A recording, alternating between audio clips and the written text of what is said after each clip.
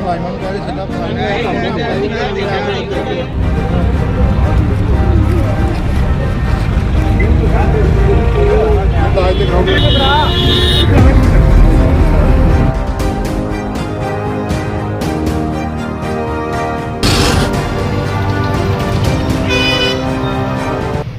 ਕੀ ਨਾਮ ਤੁਹਾਡਾ?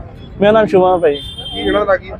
ਇਹ ਰਕੇਸ਼ ਕੁਮਾਰ ਹੈ ਸਾਂਢੂ ਮੇਰੇ। ਗੱਲ ਹੋਈ ਭਾਈ ਭਾਜੀ ਆਂਦੇ ਸ਼ਹਿਰੋਂ ਤੇ ਇਹਨਾਂ ਪਿੱਛੋਂ ਦੀ ਢੋਤਾ ਟਰੱਕ ਕੌਣ ਕੌਣ ਸੀ ਤੁਹਾਡਾ ਨਾਲ? ਮੇਰੀ ਵਾਈਫ ਵੀ ਨਾਲ ਹਾਂਜੀ ਕਿੰਨੀ ਕੁ ਸੱਟ ਲੱਗੀ ਉਹਨਾਂ ਦੇ? ਸੱਟ ਠੀਕ ਲੱਗੀ ਜੇ ਤੇ ਤੁਹਾਡੇ ਕਿੰਨੀ ਕੁ ਸੱਟ ਲੱਗੀ? ਮੇਰੇ ਭਾਜੀ ਇਹੀ ਲੱਗੀ ਦੀ ਹੈ ਬਸ ਜਿਹੜੀ ਲੱਗੀ ਦੀ ਹੈ ਨਹੀਂ ਲੱਤ ਮੇਰੀ ਠੀਕ ਆ ਤੇ ਮੌਕੇ ਤੇ ਪੁਲਿਸ ਪਹੁੰਚੀ ਹੈ ਹਾਂਜੀ ਭਾਈ ਪੁਲਿਸ ਲੈ ਆਏ ਆ ਗਈ। ਤੇ ਜਿਹੜਾ ਡਰਾਈਵਰ ਸੀਗਾ ਉਹ ਕਿੱਥੇ ਗਿਆ ਹੁਣ? ਹਾਂਜੀ ਡਰਾਈਵਰ ਡਰਾਈਵਰ ਇਹ ਆ ਭਾਜੀ ਕਸਟਡੀ ਚ ਹੈਗਾ, ਫੜ ਲਿਆ ਪੁਲਿਸ ਵਾਲਿਆਂ ਨੇ।